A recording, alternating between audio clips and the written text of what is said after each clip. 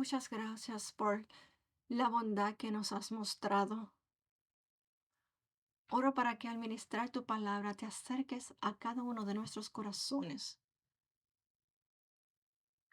Ámanos.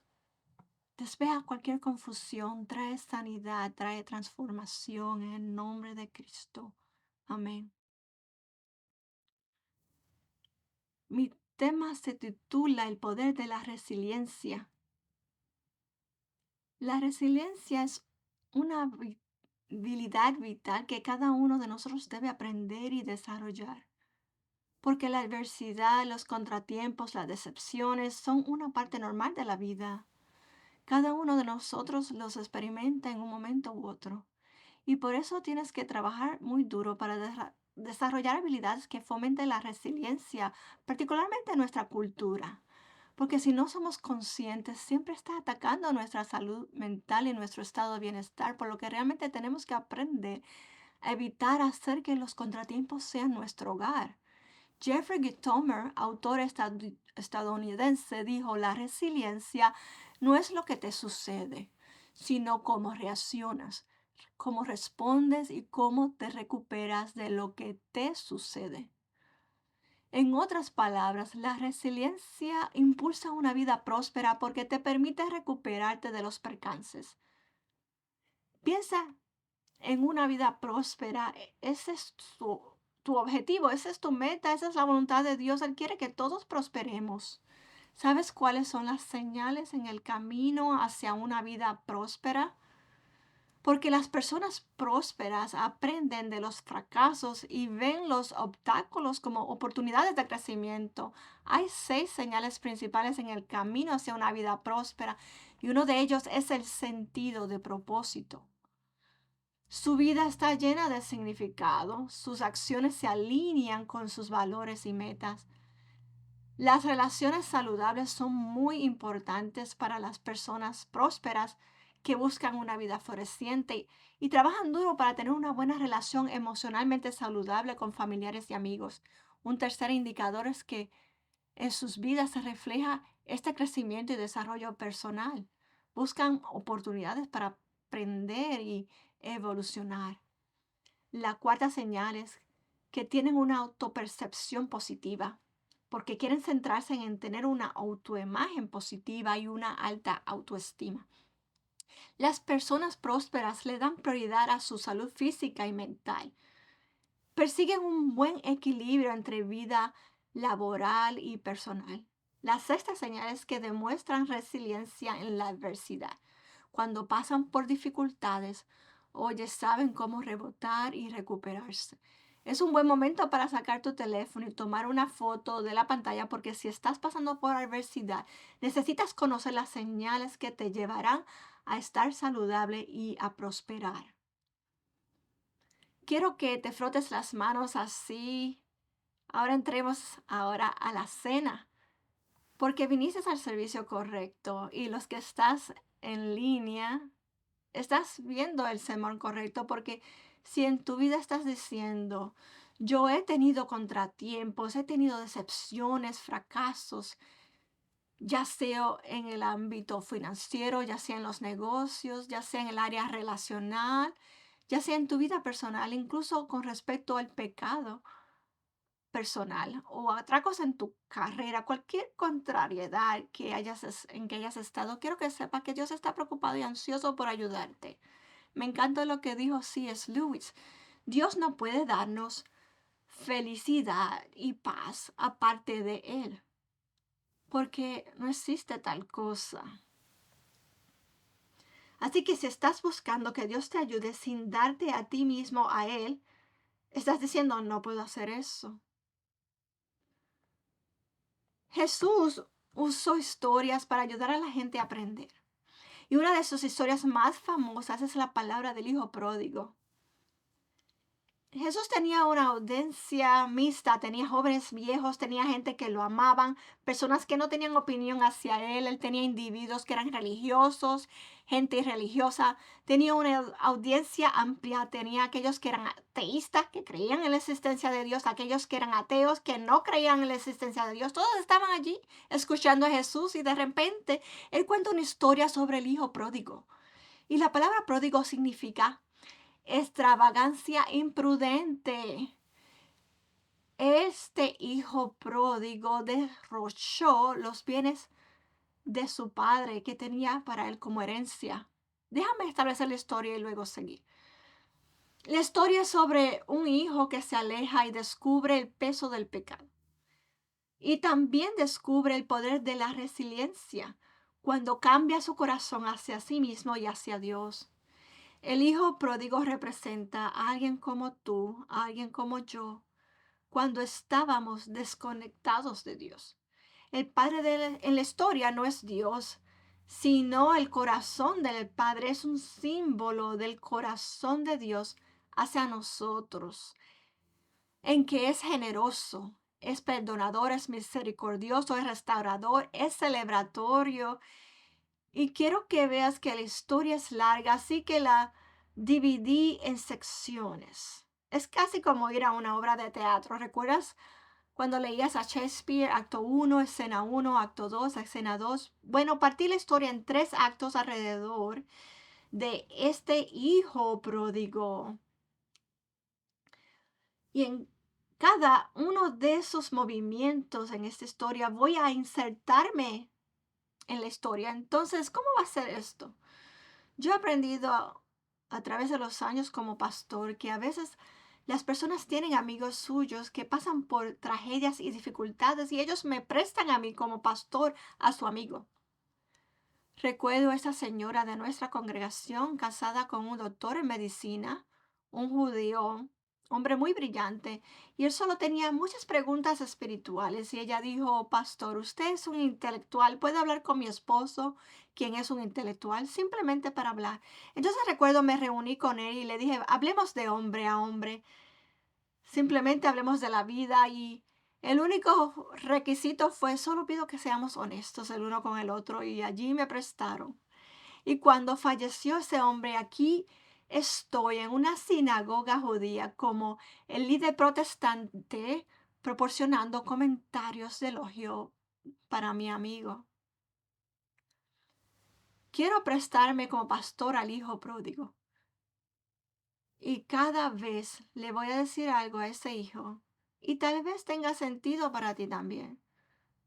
Hoy presto como tu pastor, incluso si eres un visitante. Lucas 15, versículo 11 dice, y dijo, un hombre tenía dos hijos. Este es Jesús. Y el menor de ellos dijo a su padre, Padre, dame la parte de la hacienda que me pertenece. Y les repartió la hacienda. Y no muchos días después, juntándolo todo, el hijo menor partió lejos a una provincia apartada y allí desperdició su hacienda viviendo perdidamente. Primer acto, el hijo pródigo se va de la casa. El hijo, no sabemos su edad exacta, era un hombre joven. De alguna manera la vida hogareña se le volvió aburrida, se volvió rutinaria, se volvió mecánica. Y el encanto del mundo comenzó a excavar en su interior. Comenzó a sentirse dominado por sus pensamientos de que allá afuera es más fascinante, es más emocionante, más atractivo y captivador de lo que está sucediendo aquí en casa. Y el pasto comenzó a verse más y más verde en el otro lado. Anhelaba su independencia. El joven comienza a luchar con pensamientos de que debe haber algo mejor que lo que tengo. Me estoy perdiendo algo. El joven comenzó a pensar, oye un segundo, soy el único que puede decidir lo que es bueno para mí, la manera correcta de vivir, lo que realmente significa las cosas para mí, lo que me satisface. No necesito a alguien que me restrinja y me imponga sus límites, su fe y su perspectiva. Y en este momento me insertaría insertaría en la historia como pastor de la comunidad. Y a este joven yo le diría, hijo, ten cuidado. Ten cuidado de no interpretar tu vida como aburrida, porque carece de drama. Ten cuidado de no malinterpretar la vida salvaje, alocada por una vida maravillosa. Le diría a este joven que tenga cuidado de confundir el amor de su padre como restricciones en lugar de parámetros. Vea, las emociones pueden volverse confusas y usted puede confundirse muy fácilmente en su propio pensamiento, y es por eso que necesitaría amigos sabios y consejeros que nos ayuden a ordenar nuestras propias emociones, nuestros propios pensamientos, nuestros propios sentimientos. Llegó el día cuando el anhelo dentro de ese joven se volvió tan poderoso y tan consumidor que vino hasta su padre y le dijo: Padre, dame mi parte de la herencia. El hijo pródigo presionó cada vez más y más, y para que el padre le diera a su hijo menor una parte de herencia, lo cual es algo totalmente ajeno a la cultura judía de ese primer centurio. La tradición cultural era que cuando el padre estaba en su lecho de muerte, llamaría a sus hijos a su cabecera, y el hijo mayor recibiría 2/3 de la herencia y el hijo más joven recibiría 1/3, porque el hijo mayor tenía una gran responsabilidad, asumiendo que tenía solo dos hijos. El hijo mayor tenía la responsabilidad de cuidar de su madre y de la granja. El hecho de que este joven presionó a su padre y le dijo: dame mi parte de la herencia, y el padre estaba sano, él no estaba enfermo, él no estaba en su lecho de muerte. Cuando hablas con los habitantes del Medio Oriente que viven en esta sociedad, y aún hasta el día de hoy, si les preguntas qué pasaría si tu hijo viniera a ti y te dijera: dame mi porción de la herencia, y tú no estás enfermo o en tu lecho de muerte. Solo hubo dos casos en unos 15 años de historia, según mi investigación, en los que dos hombres jóvenes de dos familias diferentes respectivas se acercaron a su padre. Uno de los padres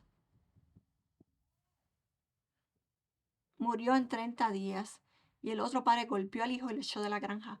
Y la esposa del padre que murió en 30 días dijo: él no murió en 30 días, él murió la noche en que mi hijo le pidió esa parte de la propiedad. Mira, cuando le pides a tu padre: oye, dame mi parte del patrimonio, lo que estás diciendo, en otras palabras: padre, desearía que estuvieras muerto. No te quiero a ti, papá, solo quiero tus cosas. No quiero tener nada que ver contigo. Y por eso quiero que veas el corazón del padre en cómo amaba a su hijo. Él no lo golpeó, no lo ahuyentó, no lo regañó, no lo maldijo.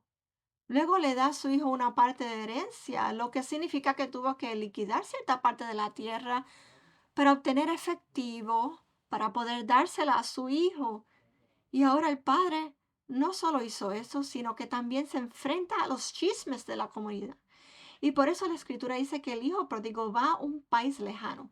Un país distante es cualquier lugar que esté lejos de la mirada atenta de su padre o de su hermano mayor o de su familia.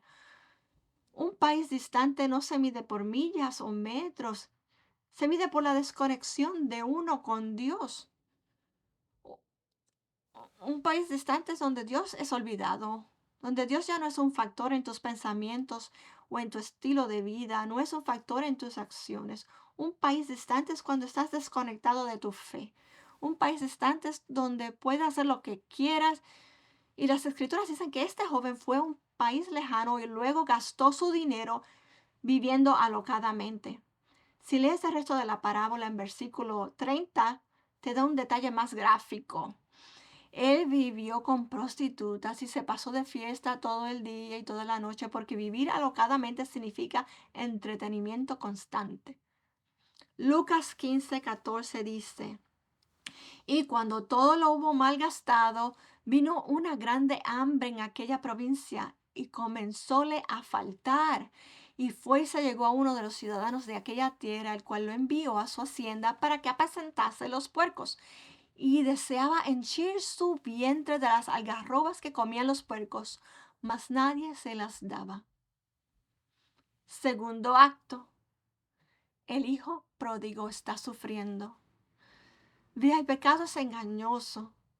El pecaño- el pecado te atrae a lugares oscuros porque promete más de lo que puede dar. El pecado promete placer, pero proporciona dolor. Promete felicidad, pero ofrece tristeza. Recuerdo mi primera vez como pastor lidiando con alguien que estaba tratando de liberarse de las drogas. Esta joven debía tener unos 22 años. Me reuní con ella y me dijo, pastor, yo estaba viviendo esta vida maravillosa y luego me enamoré de este joven y él estaba tomando drogas y él seguía diciéndome, vamos, tómala, te hará sentir mucho mejor. Ella dijo, yo no tenía experiencia con drogas, pero él me presionó y dijo, estas drogas te harán sentir feliz. Y la tomé. Ella dijo, pastor, al instante me volví adicta. Y lo siguiente que supe fue que me estaba vendiendo a mí misma para poder endrogarme, para conseguir la próxima dosis. Y recuerdo conectar a esta joven dama a un centro de desintoxicación para liberarse. Ella se estaba retorciendo en el suelo de mi oficina tratando de librarse de la droga.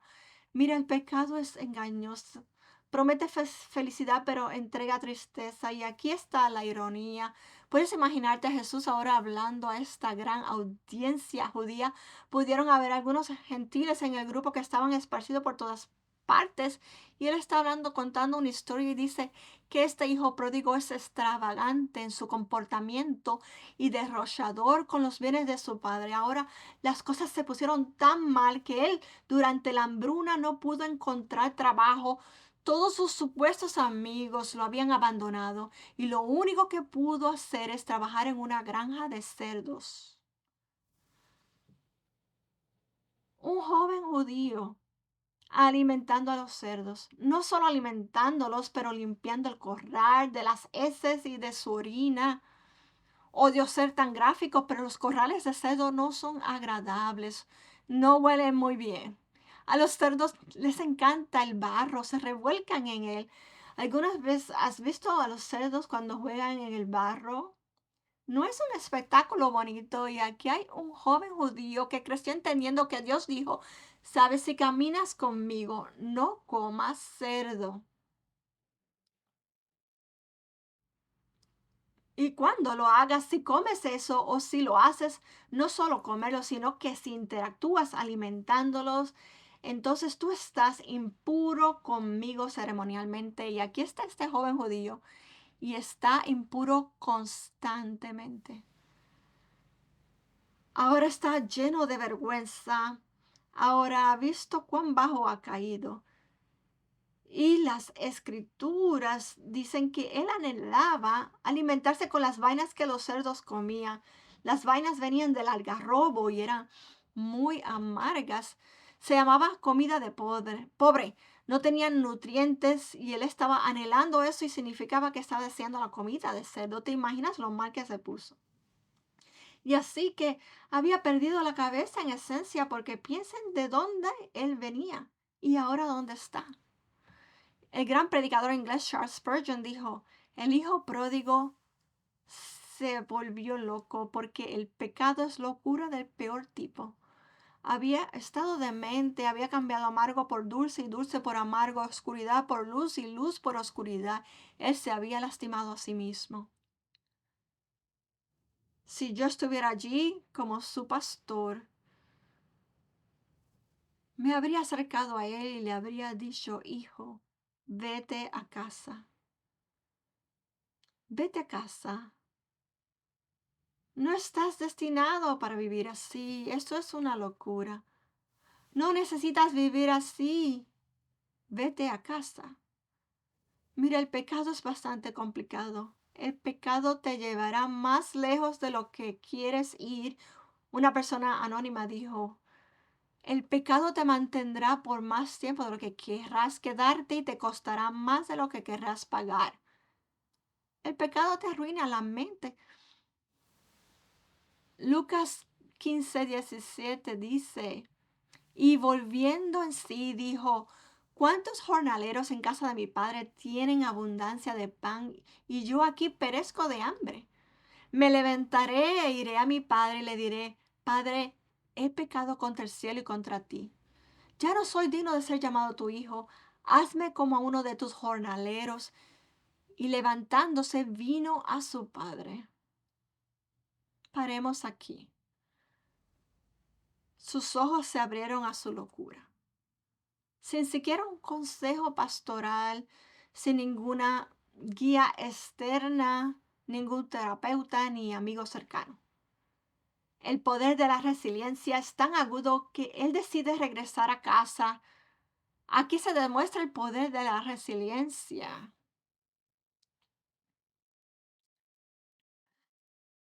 Hay veces que la gente está en tal aprieto que el consejo tiene que ser irse a casa. Recuerdo esto y fue hace muchos años. Una señora de nuestra congregación tenía un poco más de 30 años y terminó la escuela de derecho. Los préstamos eran tan altos y no pudo pasar el examen de la licencia después de varios intentos. Solo podía trabajar en trabajos que estaban muy por debajo de sus logros educativos. Sus logros no pudieron financiar todos sus préstamos escolares. Estaba tan deprimida. Recibí la llamada un día que intentó suicidarse y afortunadamente uno de nuestros miembros estaba cerca y se aseguró de que fuera al hospital y fuera atendida y afortunadamente no murió. Cuando descubrimos todo el peso y la culpa que llevaba y la vergüenza de no poder pagar sus cuentas y con ese título en derecho y sin poder pasar la licencia, trabajando muy por debajo de su capacidad y toda la basura que había llenado su corazón, su corral de ceros eran sus préstamos, era su condición financiera, su corral de ceros era las circunstancias personales y el consejo para ella.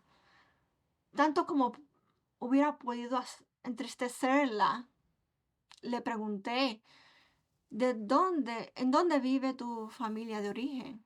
Ella dijo, ellos están en Washington, D.C. Nuestro consejo fue, vete a casa. Ve y regresa con tu familia. Podrás encontrar un lugar para vivir de gratis hasta que tu condición financiera mejore. Y luego, afortunadamente, ella prestó atención al consejo. Vea, la resiliencia te permite encontrar soluciones a pesar de tus malas decisiones o difícil situación.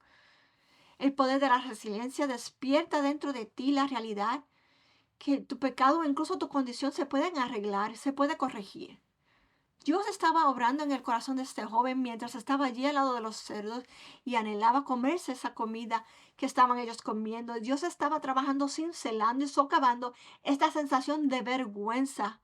Si hubiera yo estado allí, le habría confirmado la claridad de su pensamiento cuando dijo, he decidido irme. Le hubiera presionado más y he dicho, vete a casa. La autora y terapeuta Sharon Adler dijo, todos los caminos que salen del infierno conducen a casa. Para subrayar mi consejo de volver a casa, yo habría dicho, no dejes que la vergüenza te impida asumir la responsabilidad de corregir tus errores. De hecho, habría cimentado aún más su capacidad para corregir indiscreciones pasadas y malas decisiones, tomando buenas decisiones ahora. Déjenme leerles la autobiografía en 5 breves capítulos de Portia Nelson. Aquí está el joven con ropa andrajosa, manos llenas de tierra en sus uñas. El cabello está descuidado, tiene hambre. Y yo le diría, tienes que irte a casa. Y aquí el porqué. 5 cortos capítulos. Capítulo 1. Camino por la calle. Hay un agujero profundo en la acera. Me caigo. Estoy perdido. No tengo esperanzas. No es mi culpa. Toma una eternidad encontrar una salida. Capítulo 2. Camino por la misma calle. Hay un agujero profundo en la acera. Hago como que no lo veo. Caigo otra vez. No puedo creer que esté en el mismo lugar, pero no es mi culpa. Tarda mucho en salir de aquí. Capítulo 3. Camino por la misma calle. Hay un agujero profundo en la acera. Lo veo allí. Todavía me caigo. Es un hábito, pero tengo los ojos abiertos. Sé dónde estoy. Es mi culpa. Salgo inmediatamente. Capítulo 4. Camino por la misma calle. Hay un agujero profundo en la acera y camino alrededor. Capítulo 5.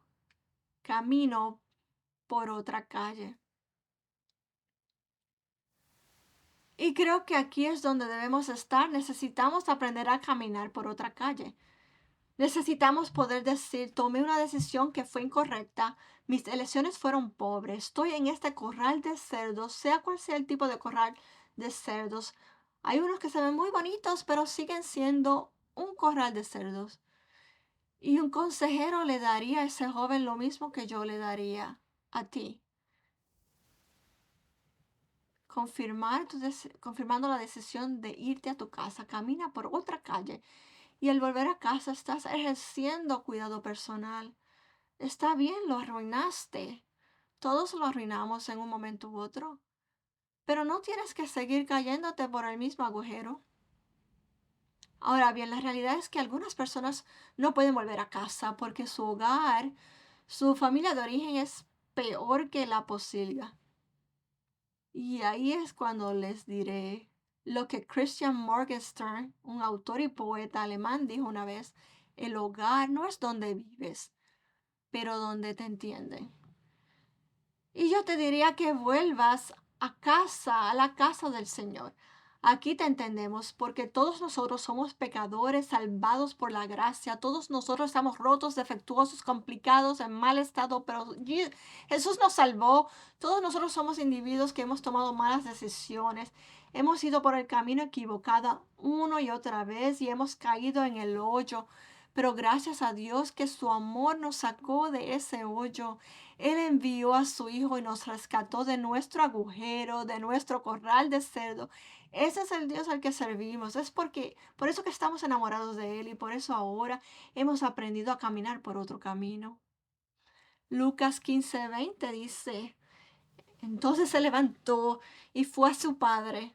Pero cuando todavía estaba muy lejos, su padre lo vio y se llenó de compasión por él. Y corrió hacia su hijo, lo rodeó con sus brazos y lo besó. Si yo hubiera estado allí, como pastor del hijo pródigo, lo habría alentado.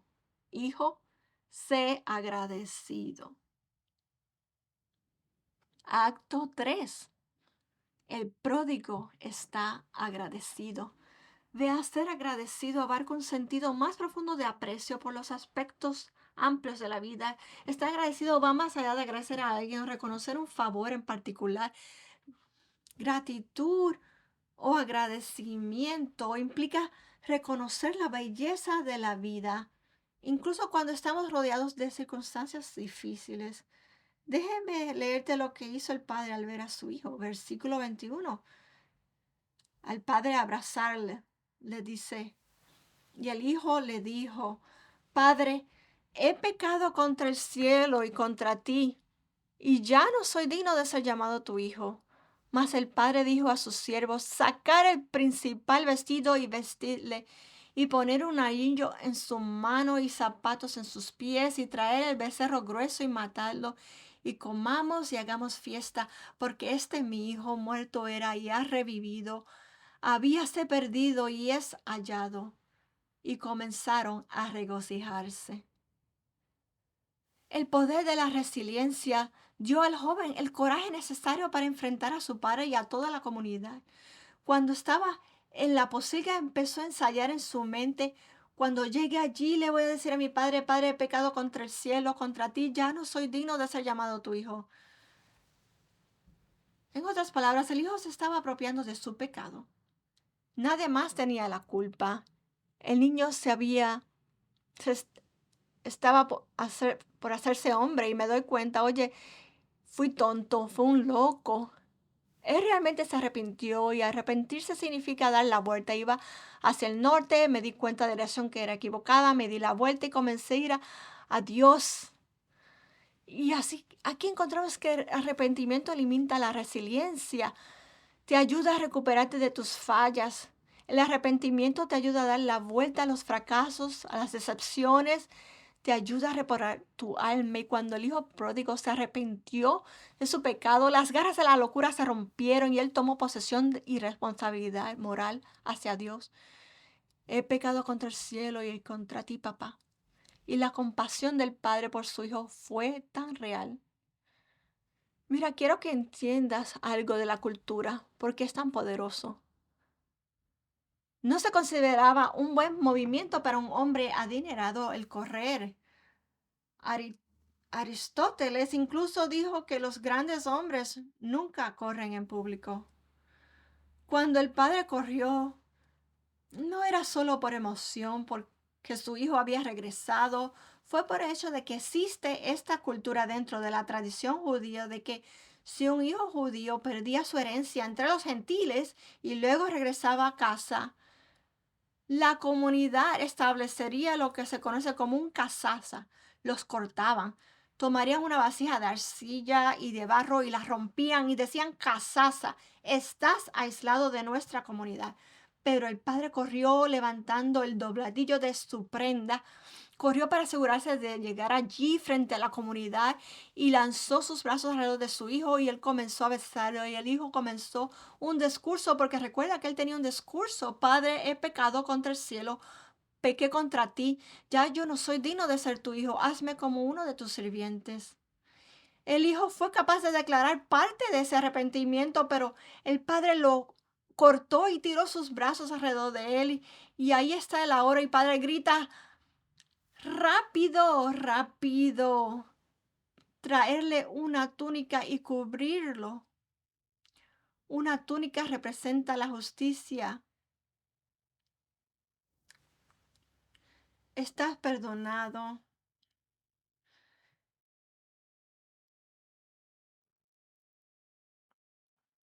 Rápido, rápido, tráele una túnica. Te hago estar bien conmigo. Pónganle un anillo en su dedo. Esto le da autoridad para comerciar en el mercado. Te doy autoridad como mi hijo. Rápido, ponerle sandalias en los pies. Solamente los esclavos caminan descalzo. Él no es un esclavo.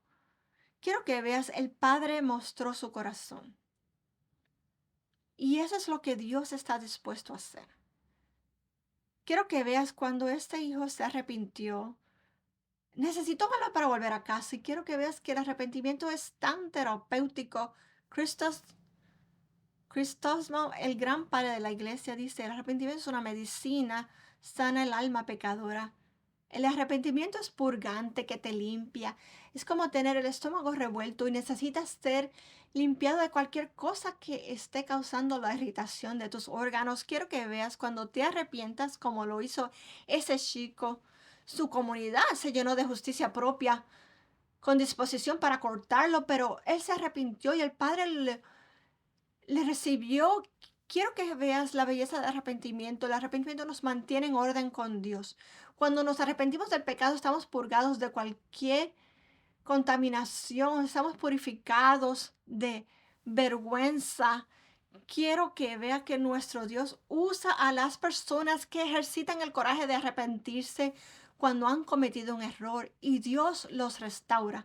Él les permite experimentar el poder de la resiliencia.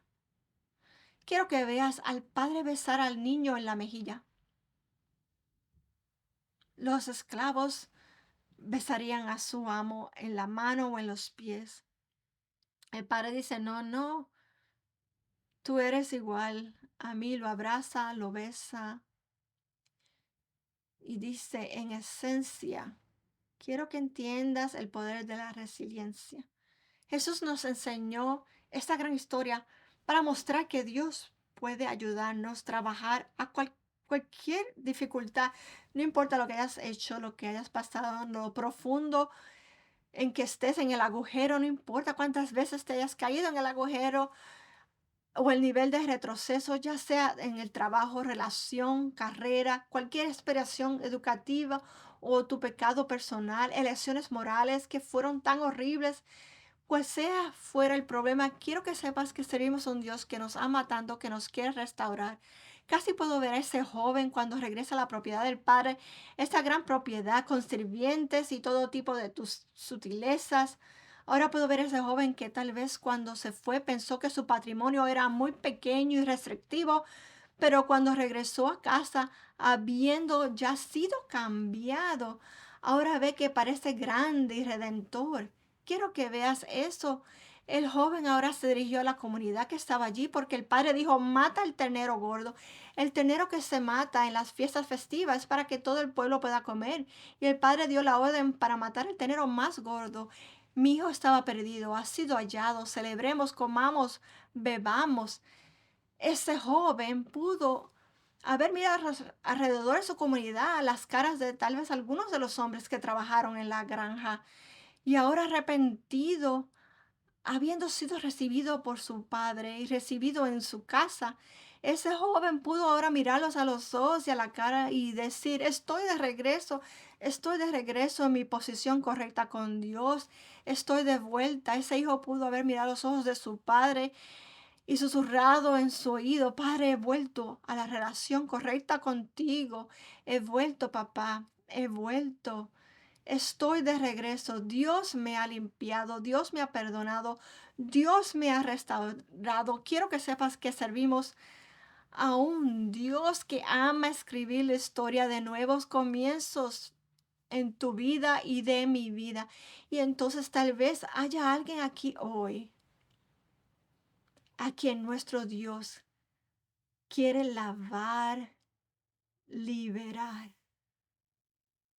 limpiar y quitarle toda esa porquería de cerdo para que puedas caminar como una mujer libre, como un hombre libre, no atrapado por lo que ha sucedido en el pasado.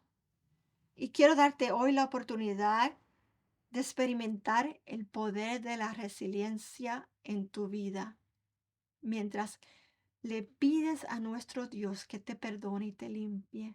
¿Lo harías? ¿Te pondrías de pie, por favor?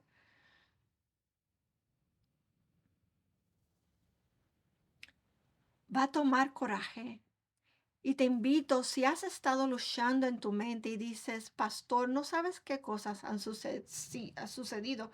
Necesito el poder de Dios para trabajar en mí solo para liberarme de tal vez mis propios demonios en mi mente. Quiero que vengas y te reúnas aquí en el altar. Quiero orar por ti. Creo que el poder de Dios viene sobre ti para lavarte de cualquier cosa que necesite ser lavada, cualquier pensamiento con los que estás luchando, con cualquier situación por la que estés pasando, cualquier cosa que te haga sentir cayendo en ese agujero una y otra vez. Nuestro Dios está aquí. A nuestro Dios le importas. Él está alocadamente enamorado de usted. Vamos, Señor, si es usted, no se avergüence. Puede haber sido un percance en el negocio, un agujero financiero, puede ser lo que sea, un agujero médico. Si te sientes atrapado, quiero que vengas. Aquí está Dios dispuesto a ayudar, a liberarte, a romper ese yugo. No te preocupes, no tienes que trabajar el perdón de Dios, no tienes que rogar por el perdón de Dios. Al igual que el Padre en esta historia, su corazón está lleno de generosidad, perdón, su corazón está lleno de cuidado, su corazón está lleno de compasión. Estoy tan agradecido de que ese Padre en la historia corrió hacia su Hijo, enfrentando la humillación de la comunidad, enfrentando los pensamientos de que, oye, ese hombre rico, ¿por qué se muestra tan indigno corriendo? Porque él ama a su Hijo. Y si ese eres tú, yo estoy hablando contigo, no tienes a nadie aquí con quien luchar. No tienes que sentirte avergonzado. No, no, no. Esto se trata de ayudarte a liberarte. Se trata de que encuentres la victoria. Y voy a hacer que grites como este joven cuando gritó, estoy de regreso, estoy de regreso. Y quiero que lo grites con convicción, con pasión. Sí, he vuelto, soy yo mismo otra vez. Ya no estoy luchando. Lo que sea que estás trabajando, vamos, no te avergüences. Solo somos nosotros aquí, solo nosotros. Tal vez te alejaste. Tal vez eres alguien que solías liderar la adoración en la casa de Dios y por alguna razón te alejaste del camino y estás diciendo, pastor, no sabes que es tan difícil para mí estar aquí incluso hoy, pero aquí quiero que sepas que las escrituras dicen que Dios está casado con el extraviado y si eres tú, Dios no te abandona. Él dice, quiero ayudarte a arreglar las cosas conmigo. Si eres tú, ven y únete a nosotros aquí en el altar. Las escrituras dicen que Dios es capaz de dar más abundantemente por encima de lo que pudimos y lo que podemos imaginar. Cuando este joven fue perdonado, el Padre le puso un anillo, él le dio autoridad, le puso sandalias en los pies. No caminaba descalzo como si fuera un esclavo, caminaba con el mismo nivel de autoridad, autoridad delegada por el Padre. Cuando haces negocios en la comunidad, me representas. Hay respeto, hay honor. Una de las cosas que Dios va a hacer es quitarte la vergüenza y la culpa. No tienes que luchar y pensar que soy un ciudadano de segunda clase en el reino de Dios. No, no, no. Dios te ama y Él te va a restaurar y vas a caminar con la cabeza en alto y a caminar con esta insignia de honor para decir que tuve el coraje de arreglar las cosas con Dios y salir de mi posiga y poder vivir de la manera que Dios quiere que yo viva. Hoy Jesús va a hacer algo de trabajo en ti. ¿Estás conmigo? Vamos, congregación. Solo hay una cosa que tienes que hacer, es el prerequisito para todas las cosas de Dios, de sus bendiciones, de su generosidad, su perdón. Y eso es decirle a Dios, Dios, lo arruiné, lo arruiné. Y eso es lo que es el arrepentimiento. Dios, reconozco que lo arruiné. Dios, voy a hacer las cosas ahora a tu manera. Justo donde estás, te daré la palabra. Dice, Señor, lo arruiné, perdóname. Lava mis pecados, cámbiame. Y voy a preguntarles a todos en esta sala, por ti que quizás nunca antes hayas orado para darle tu corazón a Jesús. Voy a pedir a todos que nos unamos a estos que van a orar por primera vez, invitando a Jesús a su corazón. Dirías conmigo, Señor, aquí y ahora te doy mi corazón. Lava mis pecados. Cambia mi vida. Sé mi Señor, sé mi Salvador, en el nombre de Jesús. Ahora voy a orar por todos ustedes aquí en el altar. Padre, te agradezco por estos preciosos hombres, mujeres y jóvenes. Oro para que el poder del Espíritu Santo caiga sobre ellos. Lava su culpa, la vergüenza, la mala imagen de sí mismos y cualquier autocondena con la que luchan. Libéralos, Señor. Oro para que caminen con satisfacción y en paz. Oro para que todos puedan prosperar en sus vidas, que sus vidas florezcan en pensamiento, en lo financiero, en su vida relacional, en su vida legal, en su vida médica. Ruego a Dios que prosperen en todas las áreas de la vida. Te pido que hagas maravillas en cada uno de ellos. En el nombre de Jesús. Amén.